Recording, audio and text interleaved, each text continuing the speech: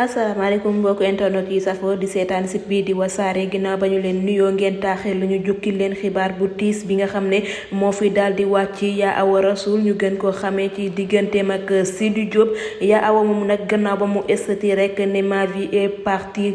pour toujours rek ki nga xamante ni moo di yaayam la daal di ñàkk gannaaw ba ñu ko jaalee moom Yaa Awa rek ci la ñu daal di def gëstu boo xam ne mbir moomu kàddu yu wër la moom Yaa Awa rek daal dinay ñàkk waajuram bu jigéen. ñun waa Wassare nag ñu ngi ko koy jaale di ko jaale ay mbokkam xarit dëkkandoo wala am di jàmm di ko ñaanal mère boobu nga xam ne mooy yaay ci Yaa Awa yal na ko yàlla yërëm xare ko aljanay firdawsi yal na suuf oyof ci kawam fa mu jëm gënal ko fi mu jóge